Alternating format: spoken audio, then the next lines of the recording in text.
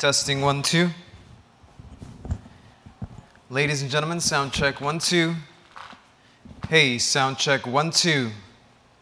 Testing 1, 2. This is a sound check. Sound check 1, 2, 3, 4. Thank you for coming once again. My name is Gustavo Mena. I am from Mexico City. This is a sound check from stage.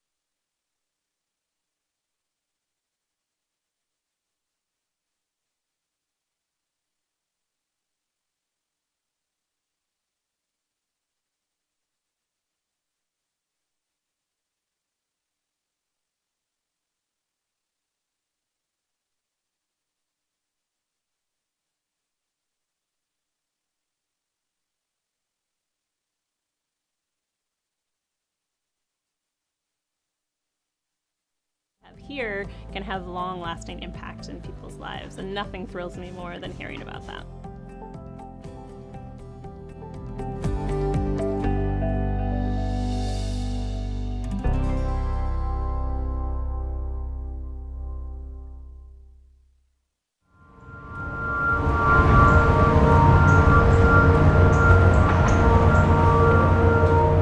We enter into this place, and when we're inside of it, we hear the wind.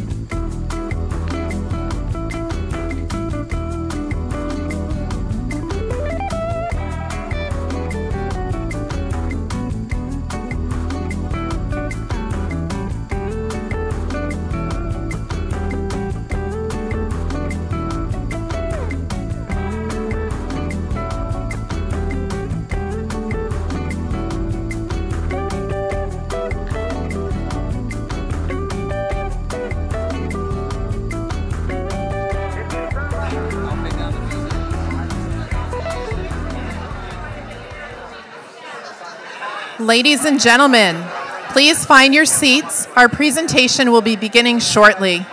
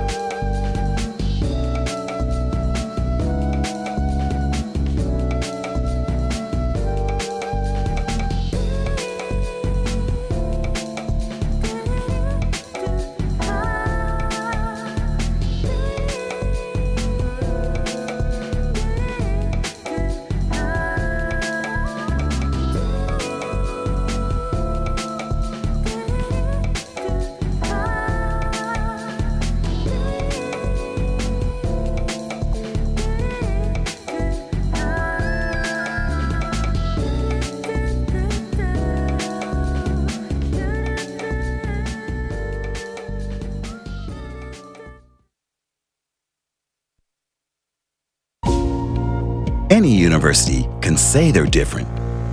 Our proof is over 50 years of approaching problems with a truly unique way of thinking.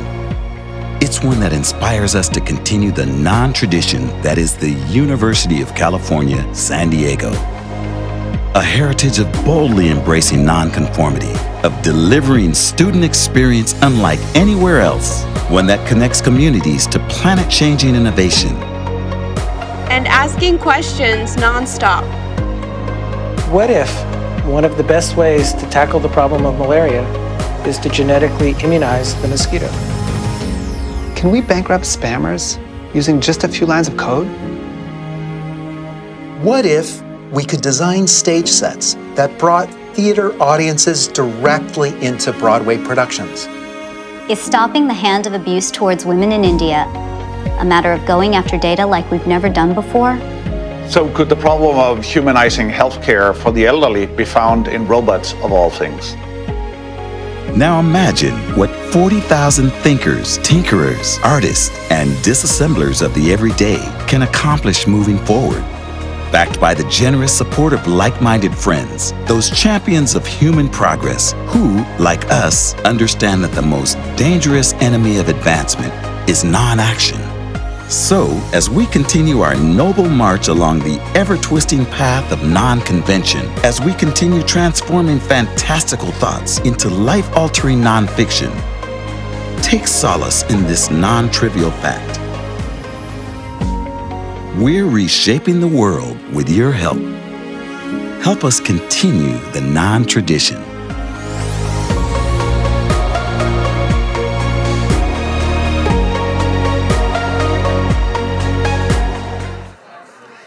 Ladies and gentlemen, please welcome to the stage Chancellor Pradeep Khosla.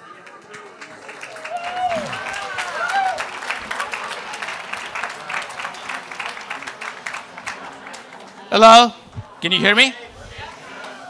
Good evening. Welcome.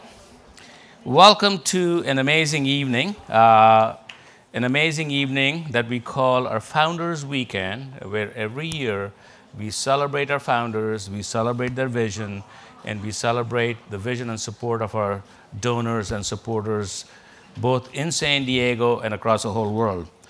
So, for the last hour that I've been here, people have asked, like, how come there are so many people out here? And my answer is, how come the rest of them are not here? This is a county of 3+ million people, and there's only 650 of you out here. But this 650 is the largest ever. And if you want to know who you are, let me tell you who you are. So, a third of you are alumni. Thank you. Thank you. A third of you are parents and faculty. And we have amazing parents and faculty. There's more than those 3 people out there, okay? I want to see, okay. And the last third are friends and community, San Diego. Thank you. And all of you out here have contributed more than $500 million to the $1.5 billion we have raised, 75% of our goal in 50% of our time. So thank you very much. Please give yourselves a big hand. So if you were at our public campaign celebration where we announced the public part of our campaign, we made a commitment to do everything during this campaign to showcase the extreme talent of our faculty and our students. So if you remember that evening when you walked in, the cave was designed by our faculty, and everything after that was our faculty and our students. And this evening is no different. And I hope you enjoyed the experience of our Evening of Non-Conventional Wisdom, curated by our Department of Theater and Dance, under the direction of our very own Professor Liam Clancy, who's the head of our graduate dance program. Liam, are you here? I can't see anybody out there, so please give him a big hand.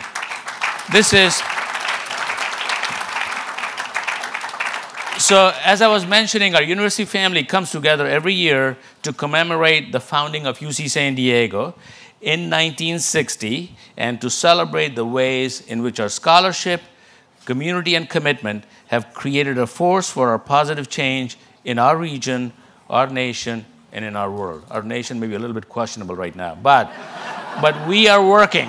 I can tell you, my colleagues are working to create a positive change. This community is working to create a positive change. So, as our closest campus friends, you know that we have set our sights on enhancing our student experience, enriching our campus community, and sparking research and innovation through our unprecedented $2 billion campaign. And this is an amazing number because when we started doing this campaign, when we were talking to people, people said, yeah, we finished 1 billion, maybe 1.5, maybe 1.75. And somehow the number 2 seemed interesting. And then in the middle of this campaign, Malin sitting right here is doing this, as in telling me to go up. I mean, this is right? And Malin wants us to be 2.5 billion, and he's going to make a commitment very soon to help us.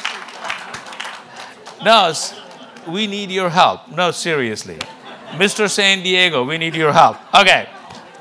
So the transformation of this world doesn't happen without resources and commitment, and it doesn't happen without extraordinary, respected, and committed leadership. So I would like to recognize some people who are here today, and especially our honorary chairs who accepted our invitation to lead our campaign. There they are.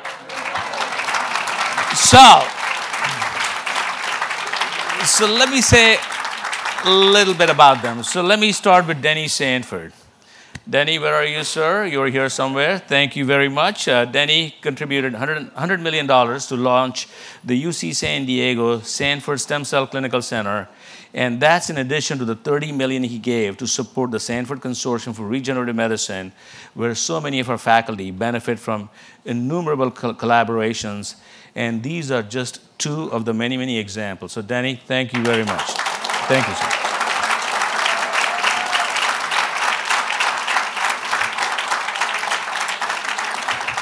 Right next to Denny, Joan and Irwin Jacobs.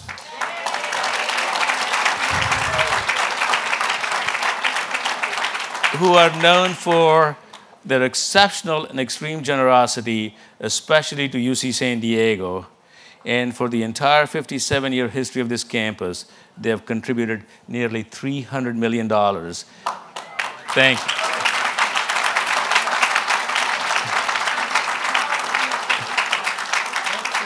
Which includes naming the Jacobs School of Engineering, the Jacobs Medical Center.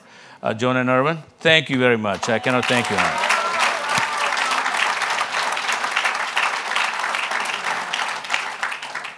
And my heartfelt thanks to Ernest Rady, who along with Evelyn Rady, has supported the Rady School of Management by ensuring its future with a $100 million gift to retain and recruit faculty and fund strategic priorities. $12 million, thank you, thank you, thank you. Wait, but listen to this.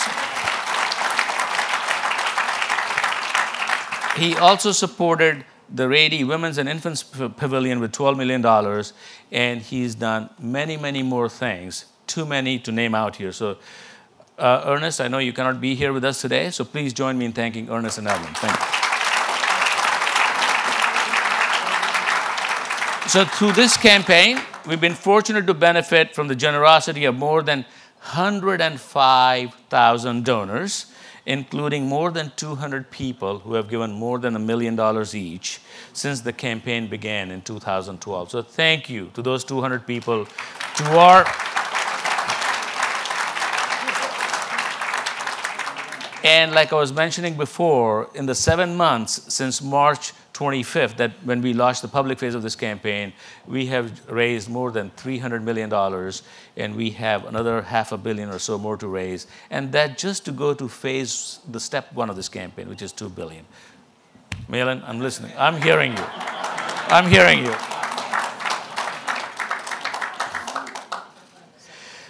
So this foundation, this campaign, will position us to launch UC San Diego into the global stage, and is now ranked as the 16th best university in the world, and I'm hoping that by the time we are done, we will be in the top 10 and hopefully in the top 5, because this young place at 57 years deserves to be in top 10 before it turns 65. Thank you. You know, I just turned 60 this year, so I think 60 is an important decade. So I split the decade in half, and I think 65 is the right age to achieve really where you want to be. Okay. Well, maybe it's 20 years too late, but that's fine. So I want to say thank you, everybody. Thank you for your support. And this fall, we took this show on the road, to continue our campaign kickoff by hosting regional celebrations in Los Angeles, San Francisco, Washington, D.C., New York. And I cannot tell you the amount of energy we generated. We have never seen crowds of 300, 400, 500 people, especially alumni, in each of these cities who came to show us their support, to tell us how much they love their experience out here, to tell us how they want to be more involved. So I cannot tell you thank you enough for the momentum that's being generated right now. So, but helping me generate this momentum is a spectacular team of people that we have assembled. That is our campaign cabinet. More than 50% of our campaign cabinet is alumni. More than 70% is alumni and parents. And this is truly amazing, because the last campaign, 95% of our commitment came from San Diego community, from non-alumni. And I think if UC San Diego has to come of age, the alumni, in addition to our local community, has to start owning UC San Diego emotionally, physically, and intellectually. And So at this campaign cabinet, we have multiple regional chairs, and there could be nobody better than Jerry Ann and Gary Jacobs to be chairing the San Diego version of this campaign. So it's my great honor right now to bring to the stage our co-chairs, Jerry Ann and Gary Jacobs. And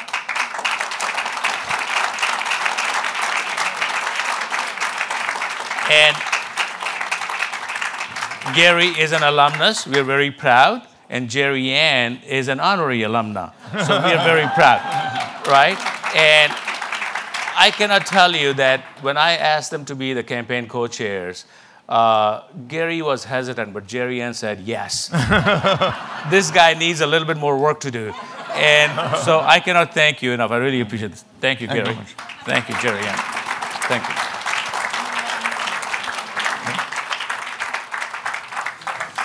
Actually, the deal was I could take this job if I lost weight. So I've lost 45 pounds since we started. So thank you, Jerry Ann. Actually, my UCSD story starts in Boston, Massachusetts. Our family's from there. My dad was there as a professor at MIT. Came out to do a sabbatical at JPL, was offered a job here, said, nah, we'd like to be with the family back in Boston.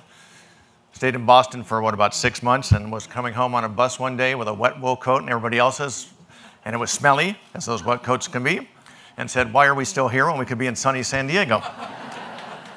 And here we are. So when I was out, I was actually hoping he was going to still be a faculty member here when I was going to be an undergraduate, but fortunately or unfortunately, he had moved on to the business world. Fortunately, I presume because we had the Jacobs Medical Center, the Jacobs School of Engineering. But my undergraduate days here at UCSD were pretty amazing. I tell people I was looking for a small camp, one of the small UC campuses, because back in the day, you had Berkeley and UCLA as the big ones, and then you had UC San Diego, UC Davis, Santa Barbara, Santa Cruz, and so on as the small ones. So we ended up here, and it was fabulous. My parents lived 2 blocks away from campus. I stayed in dorms all 4 years. No, only in the first quarter weekend did I do that. After the first quarter, too much trouble, I just did them in the laundry room. Besides, that's where you met the girls. So it was a fabulous opportunity here. I was a management science major, and I actually use some of that stuff these days, organizational research and so on, in a lot of the nonprofits that I work with. So it's actually been a great excitement to actually take what I've learned here and use it. I was actually a disc jockey here, KSDT, the Rock of La Jolla, playing the boss hits on the boss station my boss told me to play. And then I was the chief engineer for a couple of years there. Turns out before I got here, somebody had built an illegal antenna on top of the roof of this radio station so we could broadcast not just on cable and on AC. And then somebody called me up one day from Mission Valley and said, I think I can hear your signal. I don't think I'm supposed to hear your signal. I said, I don't know, it must be some weird atmospherics or something like that. I actually do have a couple of my dorm mates are here. Back here somewhere. Oh, there they are, right over there. So, goes to show you how you get stuck to UC San Diego when you get here. So I finally graduated in 1979, and immediately went to work for Linkabit. And the skills that I learned at UC San Diego about problem solving, about working with people, about identifying the issues and figuring ways to solve them. That's really what UC San Diego is all about. How do we find real-world problems, fix them, and then give them out to the world? So that's been an exciting part of this. You know, we do everything from monitoring elections in Africa to trying to wipe out malaria by modifying mosquitoes. There's all sorts of amazing things going on here at UC San Diego, and it's exciting. I keep coming back onto campus more and more to hear all about that. So that's exciting for me. And obviously the economic growth that we do here that gets propelled by projects here done at UC San Diego is truly amazing. I have just a few examples of the economic impact that we are making here. We are the #1 largest employer in San Diego County, 30,671 employees. More than 650 companies have been launched by and or are utilizing technology produced by UC San Diego faculty, alumni, and staff, including Linkabit, which has its own tree of its own. $32.4 billion is the total estimated annual sales of active UC San Diego related companies in San Diego County. I mean, that's truly amazing to think that this little institution, only 57 years old, has that much economic impact around this area. Our alumni and our supporters are our best ambassadors in helping UC San Diego fulfill its vision. We have more than 184,000 alumni worldwide, and these numbers continue to grow this year. UC San Diego's enrollment reached a record 36,624, growing by more than 7,500 in the past 5 years, and is expected to reach 40,000 by 2021. And yet we still have, what are we, 8, 9, 10 to 1 of students that applied, students get accepted. It's pretty amazing. As part of being the regional chair here, I have a regional cabinet, and so I'd like to acknowledge them. So Jeff Belk, Robert Brownlee, Ann Evans, Brandon Nixon, Janine Nixon, Peter Reed, Jeremiah Robbins, Iris Strauss, Matt Strauss, and Faye Wilson. Thank you all very much for doing that.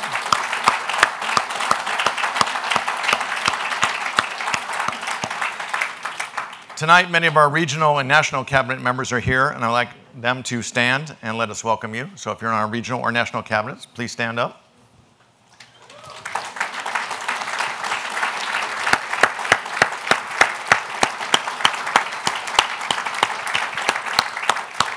And finally, I have the incredible privilege this evening to announce 3 milestone gifts which have been received since our public launch last March. We have just received the second largest gift from an alumnus in UC San Diego's history. Franklin Antonio's $30 million gift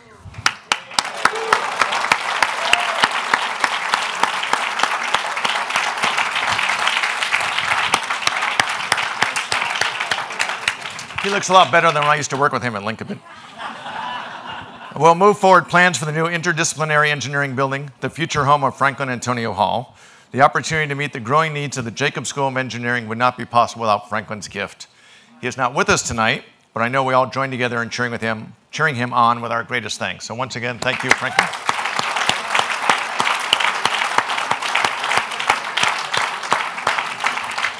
Now, it is always bittersweet to announce an estate gift. So with profound gratitude, we thank the late Richard Krupp and his family who bequeathed an extraordinary $19 million gift for the Center for Integrative Medicine.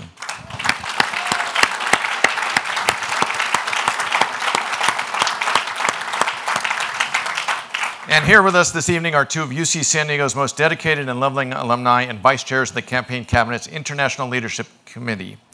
Together, they have made a $6 million combined gift, matched by $500,000 from the Chancellor's Endowed Chair Challenge, bringing a total of $6.5 million to support student success and emotional well-being, along with an endowed chair in computer science in the name of their beloved professor, Gil Williamson.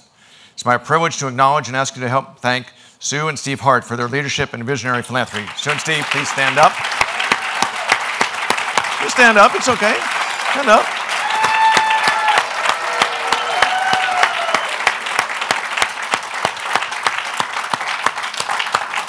What can I say but go alums? Well, I'm the vice chair, and we actually have our chair here tonight. So I couldn't be more fortunate, and we can't be more fortunate to have another alumnus stepping up to lead the entire campaign as chair of the International Leadership Committee. It is now my honor to introduce Ken Kroner, PhD in 1988 in economics.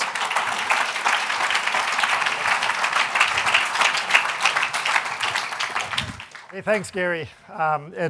The reason I took this role, frankly, was to get out of Northern California, where it's raining and miserable and storming right now, to America's finest city. I truly love this place, so thanks for having me. When I was asked to chair the campaign cabinet, we had this vision of organizing our activities around 3 main components. The 3 components were evangelizing, introducing, and giving. So evangelizing, that's simple. Evangelizing is about going out there and broadcasting and telegraphing all the kind of fabulous things that are happening here on campus, the different ways that we're making a difference on the planet and the different ways that we're transforming the undergraduate student experience. That's what evangelizing is. Now, you can all do that as well. There's nothing that says that only we as campaign cabinet members can do that. The second part is about the second role of our cabinet is, and I will argue the second role of everyone in this room, is to introduce. to introduce people, organizations. You know lots of people in organizations, institutions, who can actually help to make a difference on campus, who can help to make a difference to UC San Diego and the events and the activities that are happening on campus, and of course to help us reach our philanthropic goals. And then the third role, again, a role that you don't have to be a cabinet member to be involved in, we can all be involved in it, is giving. It's philanthropy. And that's what I want to focus on here. I want to focus on, the way we phrased it here is making a personal investment in the campaign, making a personal investment in the university, making a personal investment in transforming the planet that we live on. Now, as you will see in a moment, the list that we saw, there are over 25 people who, since the public campaign began, there we are, who since the public campaign began have donated $1 million or more to the activities that are happening on campus. And I'm not going to go through all 25. I'm going to acknowledge the ones who are in the room and the ones who are on the campaign cabinet. So let me just start with Joan and Erwin, where here you are. Thank you. You've done so much for this campus. And since the campaign, another $4.2 million donation or series of donations, frankly, to meet needs that weren't being met on campus. So just thank you from the bottom of our hearts again.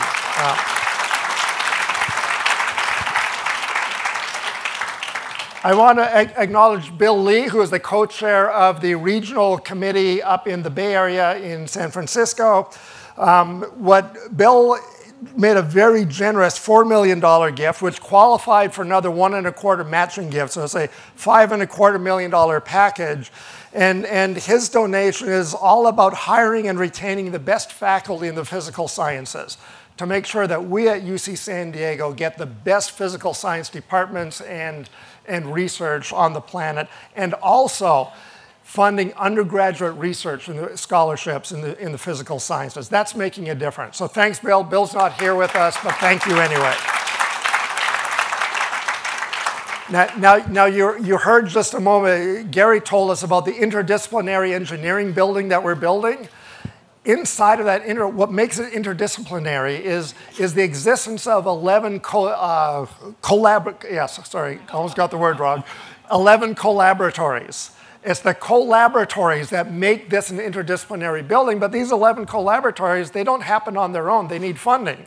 And we got a very generous donation from Fiona Mackin-Jha and one of our campaign cabinet members, Sanjay Jha, $3 million to fund the first collaboratory in the interdisciplinary engineering building. Thank you. Please, you mind standing? Go ahead, stand. Yeah, thank you. Without that $3 million gift, the collaboratories don't happen, and the engineering building is not an interdisciplinary engineering building. It's just like every other engineering building out there. So this is a key gift. It's a transformative gift. Thank you. There are 11 of them. One of them is funded. There are 10 of them to go. I'm just saying. I'm just saying. So, okay.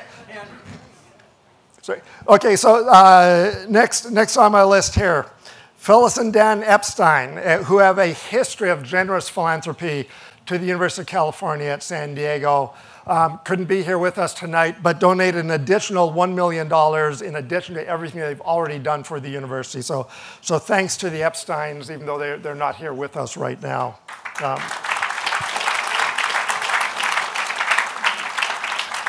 So Colleen and Roberto Padovani, Colleen and Roberto up here, please stand.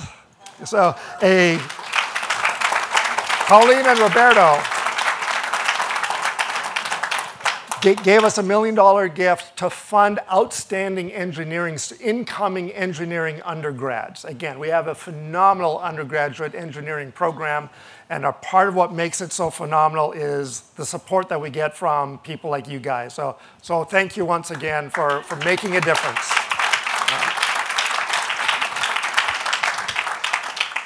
So another campaign cabinet member, Ann Reed, and her husband Joel committed $1 million to help launch the Institute for Practical Ethics in the Division of Arts and Humanities. Thank you. They couldn't be here with us tonight, but thank you to Anne and Joel. The Institute for Practical Ethics is going to make, man, in this environment and the environment we're facing, it's about time we funded that research. It was about time we made a difference. So. We have a lot of economically challenged students who are entering UC San Diego, and there are a lot who are very able to come to UC San Diego. They just can't afford it. It's just impossible for many underprivileged students to come. Some of them are here, and the Silbermans, Karen and Jeff, have donated $1 million, the largest ever gift since the inception of the Chancellor's Associates program.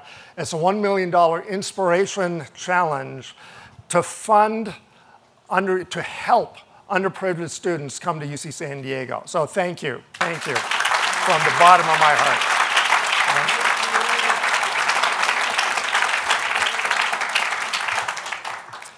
Oh, sorry, please stand. Sorry. I'm making, no, I'm making everybody else stand. Okay, Jeff, you gotta stand.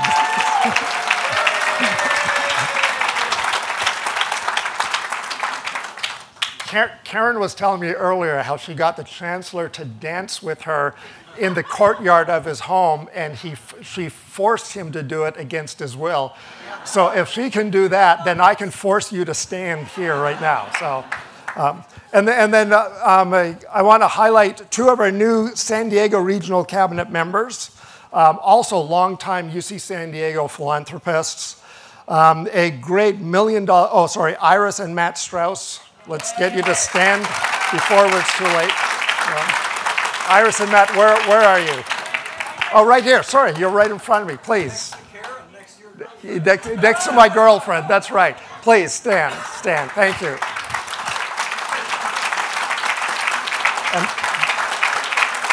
Thank you. And their $1 million gift supports the cancer immunotherapy program. So thank you so much for that. I appreciate that. Don't worry, I told you I'm not going to go through all 25. I'm not. So let's get, yeah, now the cheers really happen. So we have on the next screen here, a number of corporate donors, a number of institutions have also contributed. As you look here, you probably see many of them you're aware of, maybe some of them you actually work for. Please don't hesitate. Introduce us to your employers. Introduce us to other institutions who you're involved with, because they're fantastic partners with UC San Diego, or for UC San Diego. So please, and thank you to these institutions. So thanks to everybody. Thanks for the contributing. Like I said, I wanted to highlight the philanthropy part of our 3 goals, our 3 activities, our 3 challenges. They are to evangelize, to introduce, and to give. And thank you to everybody who has given. With that, I'm going to turn it back over to the person I often describe as perhaps the single most visionary leader of an institute of public education in this country, Pradeep Khosla. Yeah.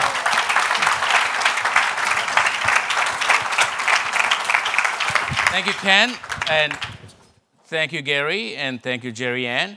And I just want to remind everybody that these were gifts that were only since March 25th up to now. Many of you in this room have given a lot before that time, and to each and every one of you, my heartfelt gratitude, our heartfelt gratitude, because we really, really, really appreciate everything that you all have done. Secondly, let's not be fooled by million and more. Every gift counts. It really does not matter what the amount is. Your time commitment is a gift that counts. Your emotional commitment is a gift that counts. And clearly, your dollar commitment is a gift that really counts. No, it counts. It amplifies, right? So I really appreciate each and every one of you and your commitment to UC San Diego. Now, I'm going off script a little bit out here. I want to pick up on something that Gary said. Gary said that when he was at UC San Diego, even though he lived 2 blocks away, he lived on campus. That was important. But most important was he lived on campus for 4 years. That is really significant. Since that time, we have lost our ability to guarantee 4 years of housing to every undergrad. And I think a campus experience voluntarily is a spectacular experience. Right now, we are at a 1-year guarantee. And literally, as I speak to you today, we're going to build 2 new colleges. We're going to have every college less than 4,000 students. And it's my goal and my promise to guarantee 4 years of undergrad housing to everybody who wants to live on campus at 20% below market. This was my promise to the regents. Thank you. This was my promise to the regents. This is my promise to this community and to you all. I think our kids, our sons, our daughters deserve this. And San Diego is a damn expensive community for rental property. No, really. So I really want us to be in a position to offer a spectacular experience. Okay, back to research and innovation. We have 2,000 plus faculty, and each and every one of them is capable of doing wonders, is doing wonders each and every day. Whether you're in the arts and humanities, whether you're in theater and dance, creating contemporary dance, or in neuroscience, understanding Alzheimer's, it doesn't matter where you are. Each and every one of our faculty is helping change the world. So the difficult part today was how do we pick true faculty, because we don't have the next 20 years to listen to everybody. So how do we pick true faculty? So I put everybody's name in a box, and I pulled out 2 names. And these were amazing 2 names, as luck would have it, dealing with very contemporary issues. One faculty member from computer science, Tiana, who's going to talk about aging in place. The world is aging at a very fast rate. This country is aging, and we want to understand how does one age in place without being displaced from your home.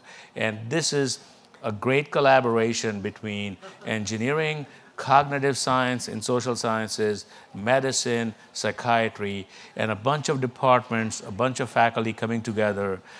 And they're all aging, by the way, all these faculty, to understand how do we age in place and how do we use our campus, our community as a living laboratory to run this experiment. The second person is just Tiana. There she is. The second person, and I'm going to introduce him too, is another amazing person who's been at UC San Diego for only 3 years, maybe a little bit more, but not much more, less than 4, more than 3. In these 3 years, he's published about 300 publications. He's collaborated with many faculty. In fact, I'm yet to find somebody he has not collaborated with on our campus. Everybody wants to work with him. And when you talk about your gut feel, this is the faculty member who understands what gut feel is and how to fix your gut. It is one of the hottest areas in science right now, something called the microbiome, which allows us to think about the bacteria in your body, in your gut. Believe it or not, there's a lot of bacteria there. How does it help you be a healthy person? Amazing faculty member, Rob Knight, jointly appointed between School of Medicine, Pediatrics, and Computer Science, a collaboration that you will not see at Johns Hopkins because the medical school and engineering don't talk. You will not see in many other places that I love, but you will see it at Carnegie.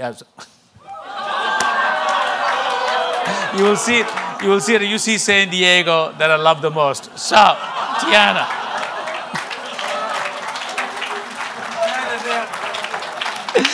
You know, I just told the newspaper guy that I've never...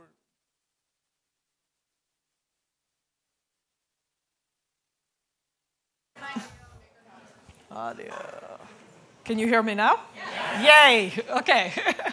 So I'm so glad to be able to be here with you, and I'm very proud to, in fact, be faculty at UC San Diego. I have visited a lot of the other places, including Carnegie Mellon, and I can tell you, and have interviewed and gotten job offers. And the reason why I came to UCSD is the collaborative nature of the work we do here. I think it's very, very unusual to be in a place in which collaboration is so valued. And this is exactly what enabled me, together with the other faculty, to kick off a project where we're developing AI for healthy aging. So today, we live in really exciting time because people get to live much longer and live more active lives as they age. The good news are that, as we know, when we get older, we're getting wiser. People actually tend to be happier as well. When you ask people what would they like as they get older, about 90% of them say they want to remain in their homes. And if not in their home, at least in their local community. This is certainly the experience of my 99-year-old grandfather. You know, he has recently moved out of his house into local independent housing, and he's very happy that he's able to remain in his community. The sad part of this story, the facts are that about 70% of people end up needing some long-term support. And this comes at almost $150 billion in cost. One of the big reasons why this happens, in fact, it turns out that 5 out of top 7 reasons why people have to move to assisted living have to do with cognitive changes. And the rates of cognitive decline grow fairly rapidly. They double every 5 years after age 65. So this is unfortunately the bad news. The good news, I'm all about good news. Good news are that we live at just the perfect time to address this issue. So today, technology has come to the point where we can, in fact, start designing systems that support people as they age. As you can see here from McKinsey, they're projecting dramatic growth in all of the areas that we need to be able to implement AI for healthy aging. Mobile internet, automation of knowledge, so this is your machine learning. Internet of Things, all of the sensors and data sets that we would need. Cloud, which is where you're going to do a lot of the sophisticated processing. Robotics, which we're going to use to actually interact with individuals. Automated vehicles. As we age, it becomes complicated to drive by ourselves, but cars should be able to do it for us. Genomics, and this is really the connection with Rob Knight's work, looking at how our genetics and how microbiome affect changes in cognition and how we can actually then help slow those changes down. The other good news are that this happens to be ginormous marketplace. So if you look at healthcare, it is by far the biggest component. And in fact, aging itself is expected to actually become much bigger. So we're looking at the market that's doubling by 2060. So this means that both from a perspective of wanting to help people like my grandfather and from a perspective of wanting to actually grow the technology and make a difference in terms of industry, this really is the perfect moment to actually be doing the work that we're doing. The other reason why I think it's the perfect time is that we're right now at the point where we can, in fact, start detecting cognitive changes early. So cognitive changes are defined as occurring when we start having reduced memory, where attention is slightly less than it used to be, and maybe when some verbal and visual spatial skills start changing. Just this year, 2017 paper was published that shows that we can reduce and even halt these changes if we detect them early enough. And if we then deploy personalized diagnostics and interventions right where you're at, which hopefully would be in your home and in your community where you are. So examples of strategies that help are personalized cognitive and physical exercises, better nutrition, which is what Rob will tell you all about, and a number of other strategies. And on this plot, you can see a very simple example. This is a really simple test that you can actually give to somebody on their TV or on their tablet that is able to detect better than your doctor that cognitive changes are happening. So on the left side, you see MCI, which is mild cognitive impairment. This test does it way better than the doctor. So this is really the exciting news. And it is, in fact, why we put together the very first center that's going to focus on developing artificial intelligence to support healthy aging in place. And to make this happen, this really took collaboration across campus. So as a part of our work, we'll be doing longitudinal community research, which will be headed by Center for Healthy Aging. And there are actually a couple of faculty here that you should meet who are going to be helping with this. who will be recruiting 50 individuals in San Diego community to study in depth over a period of 5 years so that we can understand better not only how cognitive changes occur, but how we can actually automate the detection and the design of interventions that would help slow them down. In parallel with this, we will be doing ethnographic studies. The ethnographic studies will be headed by our cognitive sciences department. They're part of School of Social Sciences.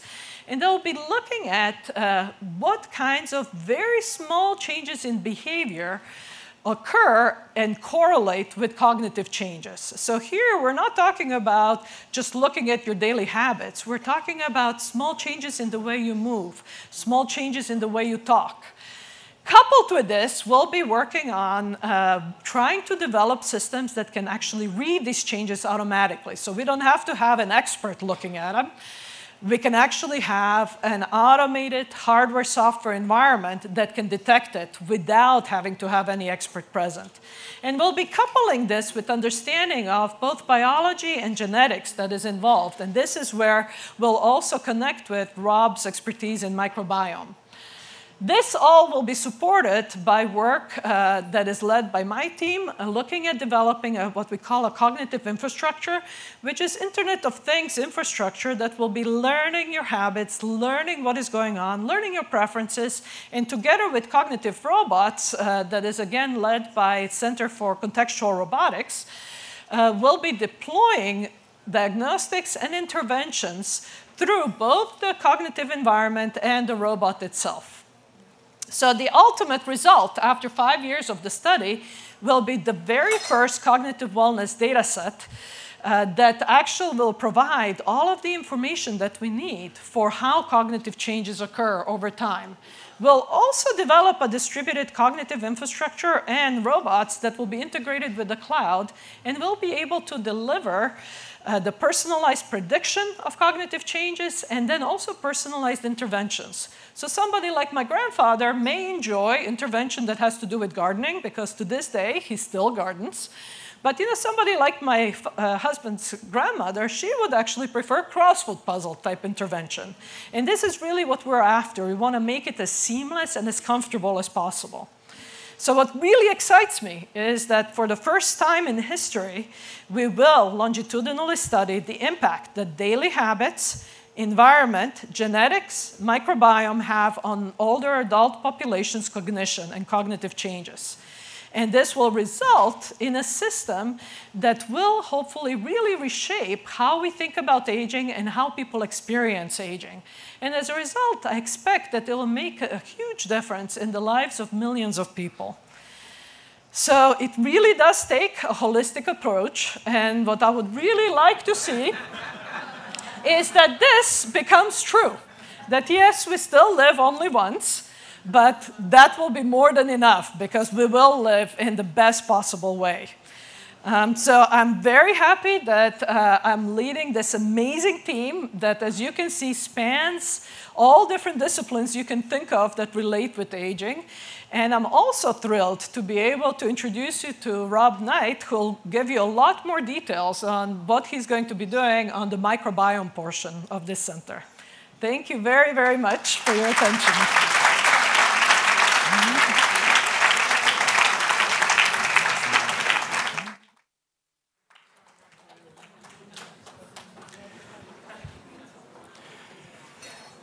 Great. Is this on? Yes. So thanks, Tayana, and I'd like to thank the Chancellor again for putting this together, and thank you all for coming along and helping to make UC San Diego such an amazing place. The interdisciplinarity of this environment is truly amazing. So I'm going to talk about how we're linking our gut, brain, and planet through microbial DNA. Which is a lot to pack into 7 minutes, but I hope you'll agree that this research is really giving us some non-conventional wisdom. And it's even changing how we think of ourselves. So I'd like you to take a moment just to consider what you saw when you looked in the mirror this morning. Yeah. I saw an organism that's just 43% human. And not just because it was early and I hadn't had my coffee yet, but When we think about what makes up our bodies, each of us has about 30 trillion human cells, but we have about 39 trillion microbial cells on and inside us. And so that's where that 43% number comes from. But you might be thinking, well, wait a minute, it's the 21st century, who cares about cells really? Let's think about this in terms of our DNA, right? That's what we should think of now. So when we think about this at the genetic level, each of us has about 20,000 human genes, but the size of our microbial gene catalog is 2 to 20 million microbial genes. And so by that measure, we're at best 1% human. And there's a lot of excitement right now about systems biology, even systems medicine. It's hard to do systems anything if we're neglecting 99% of that system, right? But what's most amazing is that unlike our human genes that are immutable and fixed at birth, our microbial genes we have control over, at least in principle, and that we can change and we are changing every day of our lives. So one thing that's important, you probably guess that most of these microbes are in your gut, and that's true, that's where the majority of them are. But it's important to remember that your gut is not Vegas, and what happens in the gut does not stay in the gut. And not only do your gut microbes affect your risk of things like cardiovascular disease and obesity, but we're increasingly finding that they're related to multiple sclerosis, Parkinson's disease, autism, and a whole range of other conditions that we had no idea until recently that they were involved with at all. They do this with all kinds of mechanisms, from producing 90% of your body's serotonin, which is in your gut, not in your brain, to signaling directly through the vagus nerve, to releasing all kinds of metabolites into your bloodstream. And yes, a lot of those metabolites come from the foods that you eat that the microbes process. So one thing that's fascinating is how linked we are to our environments by these microbes and by this microbial DNA. And so, for example, last year there was a lot of press about the study we did looking at how we could inoculate mice against stress and anxiety with just the right microbes. And what was fascinating about that is that the right strain of microbes comes from the soil, and we're increasingly finding that other kinds of environmental microbes can also protect against asthma and food allergies and many of the other diseases that are increasing dramatically in frequency today. And so these provide a completely new mechanism for trying to undo these disorders by restoring our connection to the microbes in our natural environment. When we think about this at the scale of the whole planet, it's amazing the extent to which our planet is a microbial planet. And everywhere we look, we see these complex microbial communities. This one happens to be from the ocean, but I could show you one that looked the same, at least at this level, from your mouth or from your gut or from any other habitat. And incredibly, there are 100 million times as many bacteria on Earth as there are stars in the universe. And what this means is that microbiology is the ultimate big data science, right? Because each of those cells has its own genome that we need to read and need to decipher. And so in many ways, we're taking these numbers you might have thought of as astronomical numbers, and we're reclaiming them as microbiological numbers instead. And so you might have seen in the news, this just came out 2 weeks ago in Nature. Here at UC San Diego, we led a consortium of about 400 researchers around the country to crowdsource 27,000 samples from around the planet and produce a unique microbial inventory and catalog. And so this was initiated by the DOE, but unfortunately, it was ultimately picked up primarily by private foundations and by contributions from companies in kind, including several local companies that made the whole project possible. And so what was incredible about this was coming together to really characterize the planet's microbial diversity in a way that had never been done before, and to reveal large-scale ecological patterns that we can apply to everything from the coral reefs that you'll see out there in Stuart Sandin's display to your own body. One very important component of the project is the American Gut Project, which started as a spin-off of the Earth Microbiome Project. And especially with all the excitement about the microbiomes, in a classic government study, there's no way that you personally can be involved. So we turned to crowdsourcing and crowdfunding to make it possible for anyone who was able to produce a fecal sample to be able to participate. And that's a lot of people. So most of these efforts are on the scale of a few $1,000s. This one's already at the scale of $2 million, essentially all at $99 increments from members of the general public, where it's kind of like National Geographic's Genographic project, where everyone supports the cost of adding them to the project. And so we've already sequenced samples from over 10,000 people and released all that data to the public. And what's amazing about this is this free and open resource that any student, any researcher, any clinician, anyone at a company can just go to and see what a lot of microbiomes look like. But because it is participant-supported, there's a lot of microbiomes we're missing from people with particular diseases, people from particular ethnic groups or economically disadvantaged. And being able to bring that in is something that we're very excited about figuring out how to do. Of course, it turns out that not everyone wants to know what's in there. So these are middle schoolers touring our lab and learning that we're going to...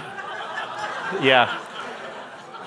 Learning that we're going to use lasers and robots to sequence the DNA out of the microbes in their poop, all of which is literally true. But a large part of the reason that this seems funny is that it seems very technical and very abstract, but it's something that affects each of us at a very deep level. And what we need to do is we need to make it easier. We need to design a user interface where you can access and understand how to change your microbiomes. And if you think about other examples of this, like for example, your cell phone, this would have been the fastest supercomputer on Earth 30 years ago, and the camera in it would have been the chip at the heart of a billion-dollar spy satellite. Like you think nothing about taking it out and taking photos. And it's incredible how mobile technology has changed the world, right? Because, for example, on the Gates-funded project on malnutrition, one of our grad students took this photo back in 2009 in Malawi at the malnutrition clinic that we work with. And even there, although food is scarce, they are able to afford cell phones. And what's amazing about this is there are over 8 billion active cell phones on Earth now, which is pretty impressive given that there's only 7 billion people, right? But perhaps most amazingly, of the billion poorest people on Earth, about 20% of them have their own cell phone. And this is true not just in Malawi, but basically everywhere. So I took this photo in Bangladesh in 2012, and then in 2014, when I was working with the Hadza hunter-gatherers in Tanzania, I met this man who a couple of weeks before had shot a giraffe with a bow and arrow that he made himself, and traded the skin and some of the meat to the Datoga, the next group over, for the cell phone that he's holding there. And he literally keeps the minutes and the electricity topped up by gathering honey from the wild and trading it at the trading post that's about 10 kilometers from his hut. So the reason in large part why this has penetrated everywhere is Moore's law, right? So it's cheaper and cheaper to do the computation to run the DSP network that runs all of this. But one thing that's got cheaper, even faster than computation, is the cost of DNA sequencing. And the human need to communicate has spread cellular technology everywhere, but the human need to be able to diagnose illnesses, to understand what's going on in the plants and animals around you, is perhaps an equally deep connection with our families and with our environments that we can satisfy as the cost of DNA sequencing continues to decline. And what we need to think about, what's amazing about this is that this is on a log scale. So the advance in computation in the last 15 years or so, during the time that computation has got 100-fold cheaper, DNA sequencing has got 1,000,000-fold cheaper. And so that's an advance over 30 years in computation that's been packed into 10 years in sequencing.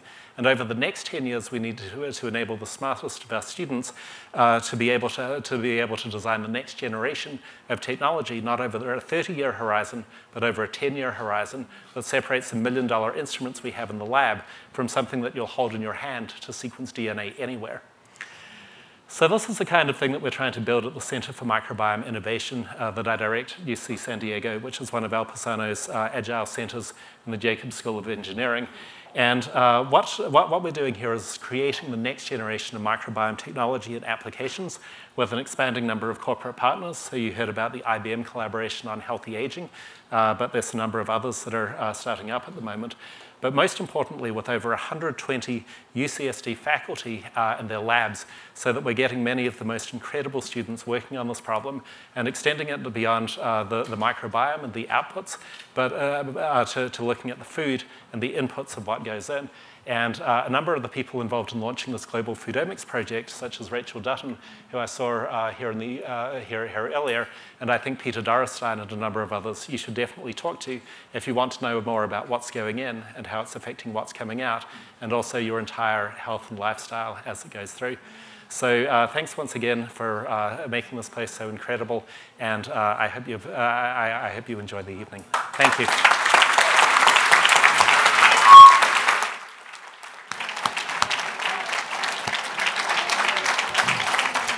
One more time, Tiana and Rob. Thank you.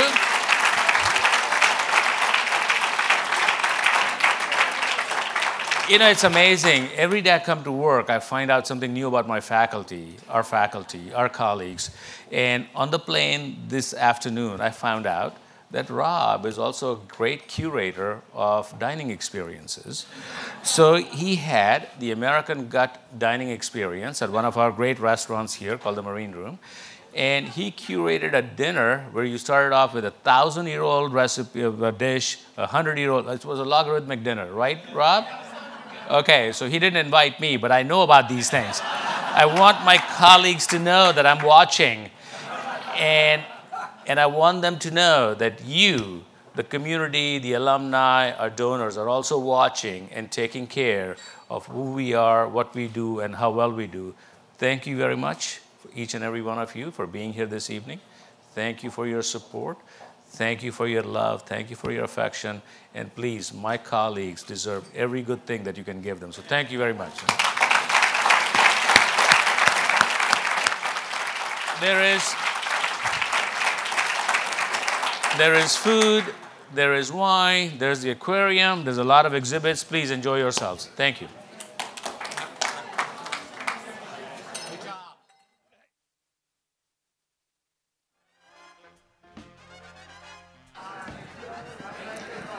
There is much more to see and explore during this evening of non-conventional wisdom. Visit the Tide Pools to experience virtual reality for alumni startup Nanome and listen to the Steve Haney Trio. In the Hall of Fishes, see the jellyfish that contributed to a Nobel Prize and an exhibit that helps test 3D imaging equipment. The Education Courtyard is host to an alumni startup, RVS Rubber Solutions, and Embraceware. Finally, here in the Galleria, chat with our presenters and graduate student Cliff Capono about how their non-traditional approaches drive new insights. Last but not least, don't miss dessert in the entrance courtyard.